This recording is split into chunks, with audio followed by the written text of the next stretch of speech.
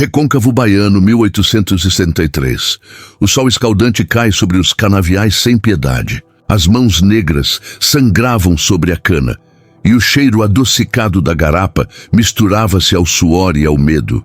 Naquele ano, o Brasil vivia sob a ilusão de que a escravidão duraria para sempre, embora a lei do ventre livre já tivesse sido promulgada 2 anos antes. Mas nas grandes fazendas do Recôncavo, onde o açúcar era ouro branco e o poder dos coronéis era lei, nada mudava, ou quase nada. Porque naquele ano de 1873, na fazenda Santo Antônio das Pedras, um segredo estava prestes a explodir e abalar para sempre as fundações daquela sociedade podre. Esta é a história de Josefa. E se você acha que já ouviu histórias sobre escravidão, eu te garanto, você nunca ouviu nada parecido com isso.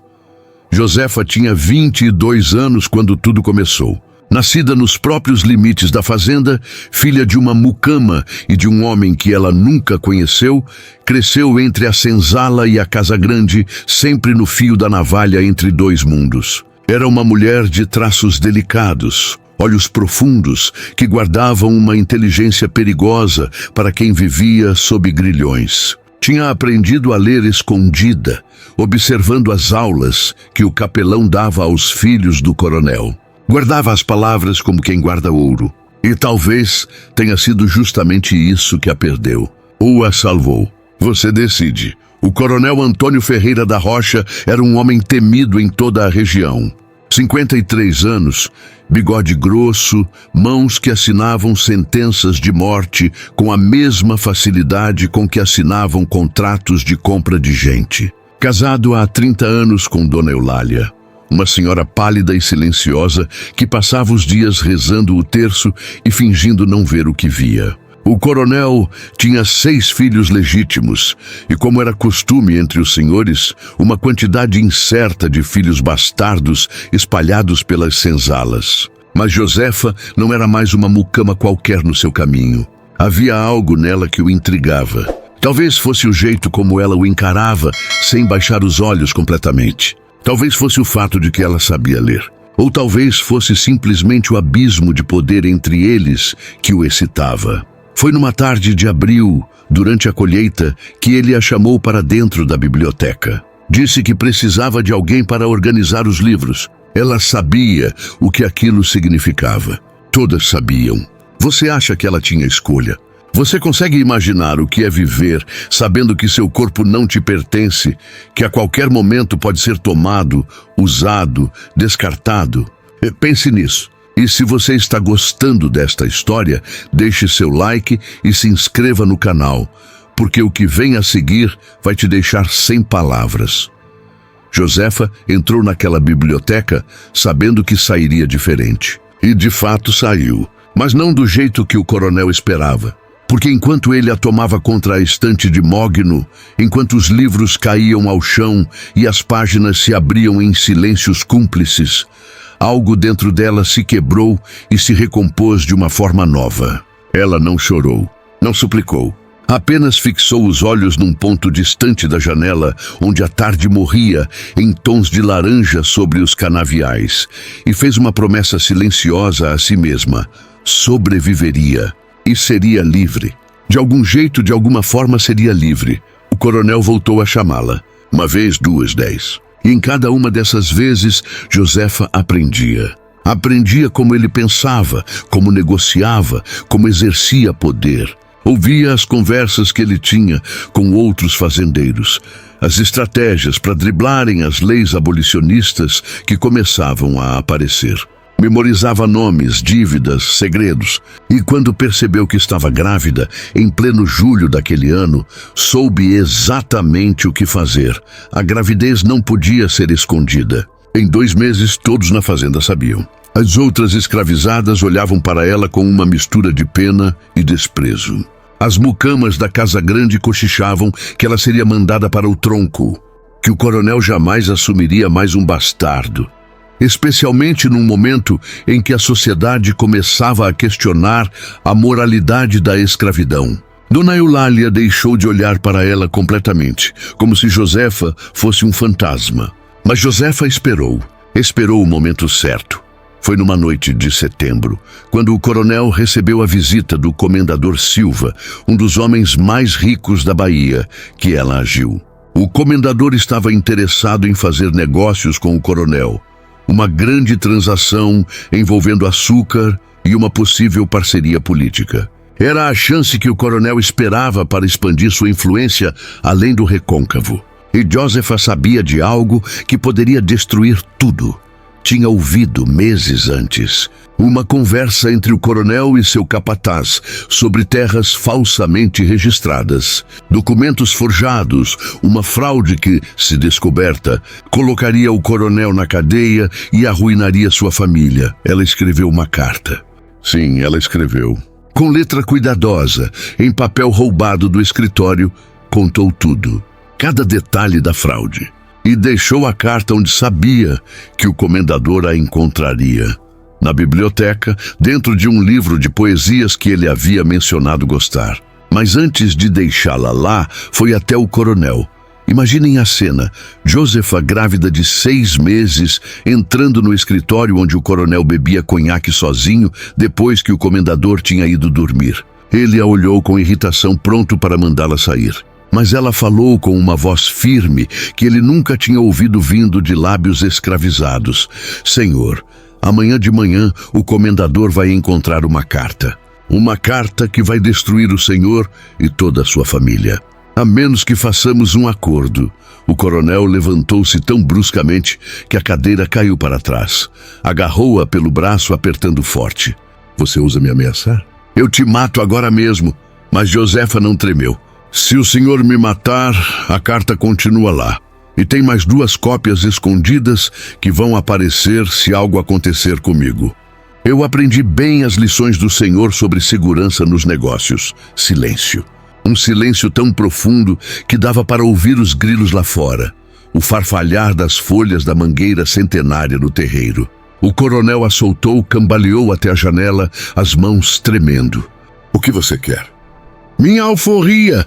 E da criança, documentos legais registrados em cartório e uma casa. Aquela casa de taipa no fim da propriedade que está abandonada. Quero ela reformada e um pedaço de terra para plantar.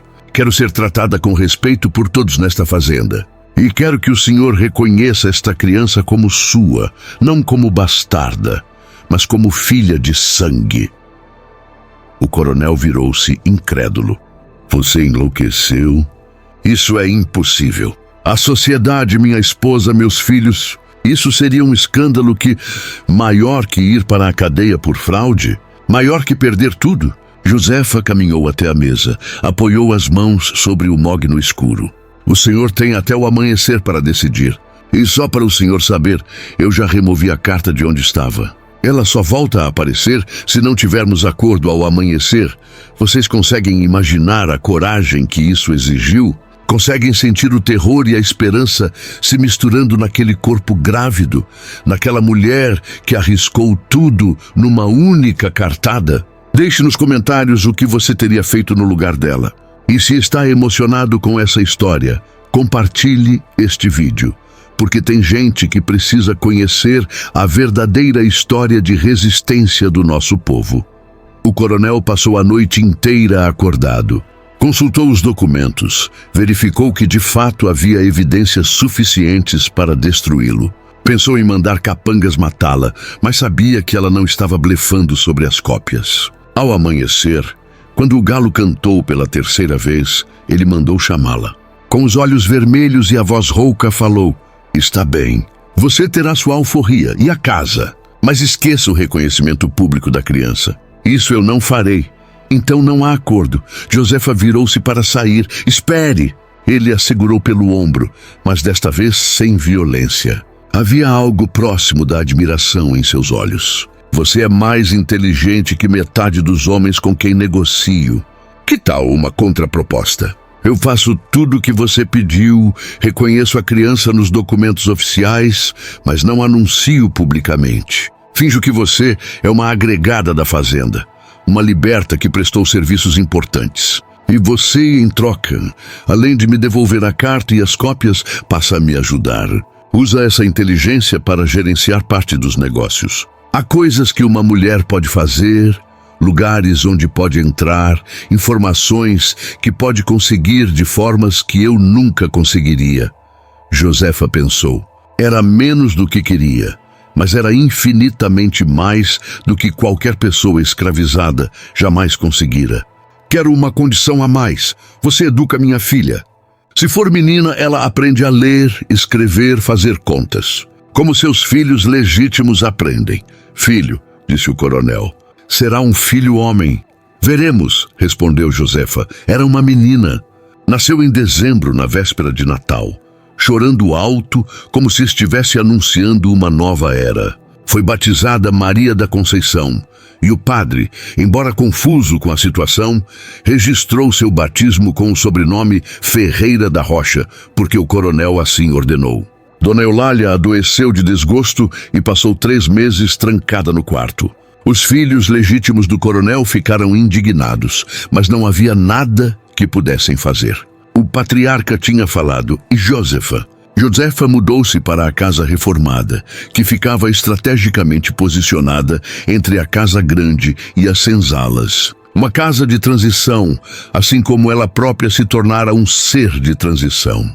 Nem escravizada, nem sinhá de verdade, mas algo novo que aquela sociedade não tinha palavras para nomear. As escravizadas não sabiam como tratá-la. Os brancos a desprezavam, mas tinham que respeitá-la, porque o coronel assim determinava. Durante os meses seguintes, ela cumpriu sua parte do acordo. Tornou-se os ouvidos e os olhos do coronel em lugares onde ele não alcançava. Conversava com as esposas de outros fazendeiros, descobria informações nas entrelinhas das conversas de salão. Aprendia sobre comércio, sobre política, sobre as leis abolicionistas que avançavam lentamente. E a cada informação valiosa que trazia, sua posição na fazenda se solidificava um pouco mais. Mas o que aconteceu em agosto de 1874 mudou tudo, definitivamente. O coronel sofreu uma trombose severa que o deixou parcialmente paralisado. No leito de morte, debilitado e consciente de sua mortalidade, fez algo que ninguém esperava. Chamou o tabelião e, na frente de suas testemunhas, alterou seu testamento. Deixou para Josefa uma porção significativa de terras, gado e escravizados. Reconheceu Maria da Conceição oficialmente como herdeira legítima, com direitos iguais aos dos outros filhos. Foi um escândalo que ecoou por todo o recôncavo. As famílias de elite se recusavam a visitar a fazenda Santo Antônio das Pedras. O padre pregou contra a imoralidade daquele ato. Os filhos legítimos tentaram contestar o testamento na justiça, mas os documentos estavam perfeitamente legais. E quando o coronel finalmente morreu, em setembro de 1874, Josefa se tornou, para todos os efeitos práticos, uma sinhá. Uma senhora de posses, com terras, propriedades e até pessoas escravizadas sob seu comando. Agora prestem atenção, porque aqui é onde a história fica ainda mais complexa. Josefa, que tinha sofrido sob o jugo da escravidão, agora tinha escravizados sob seu comando. O que você acha que ela fez? Você acha que libertou todos imediatamente, num gesto heróico? Em realidade, foi mais complicada, mais humana, mais imperfeita.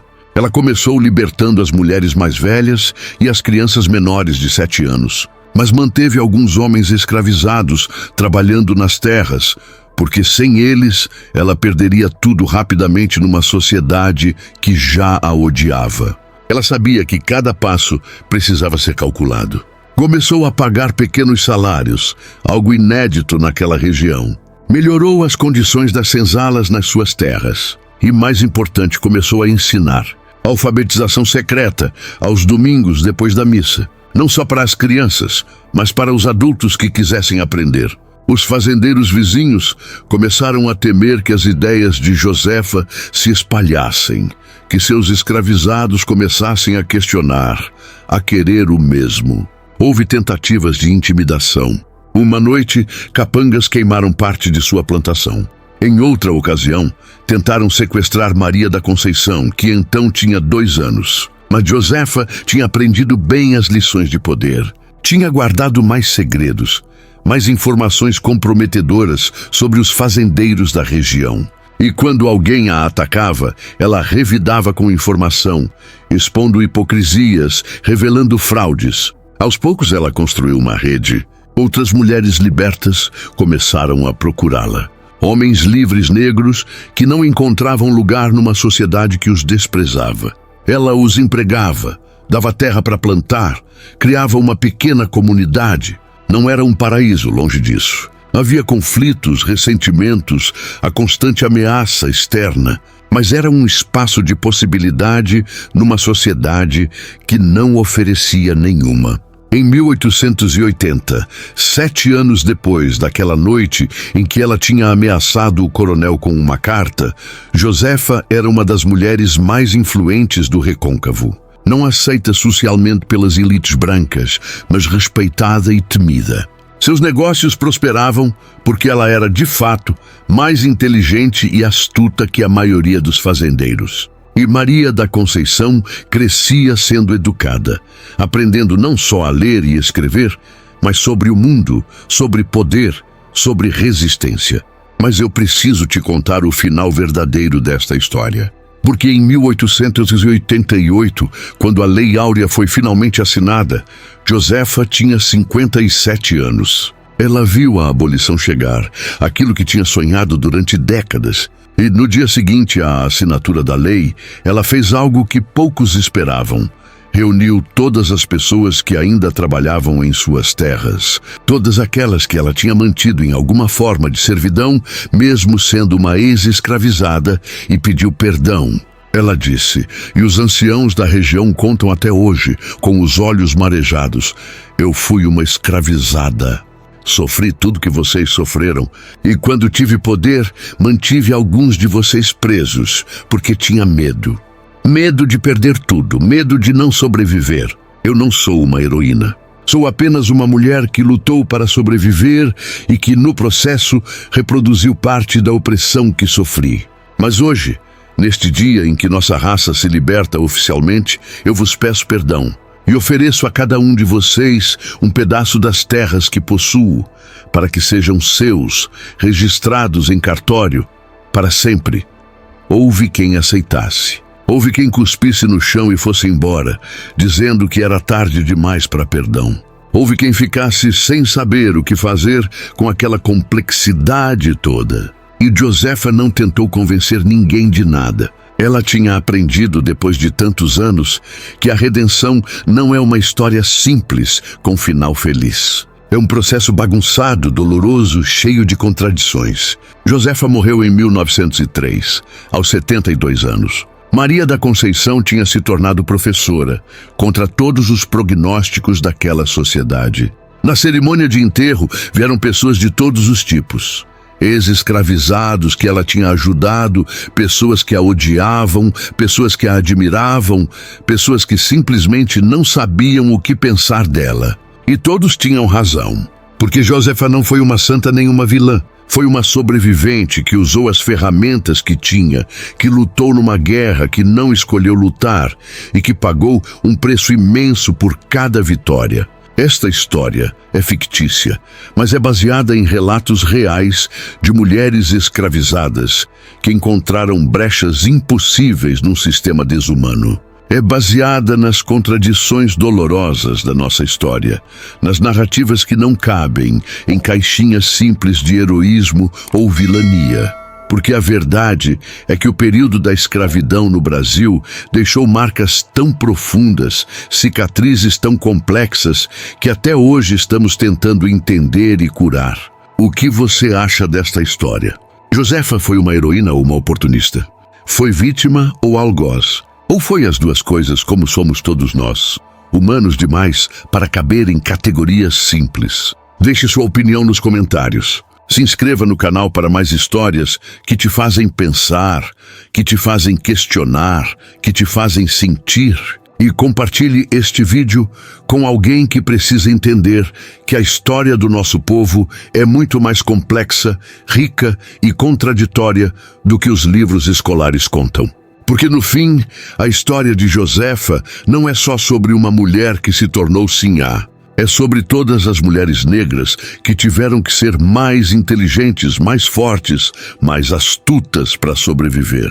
É sobre todas as pessoas que viveram nas entrelinhas de uma sociedade que não foi feita para elas. É sobre todos nós, descendentes dessa história terrível e gloriosa ao mesmo tempo, tentando encontrar um caminho de cura, de justiça, de humanidade.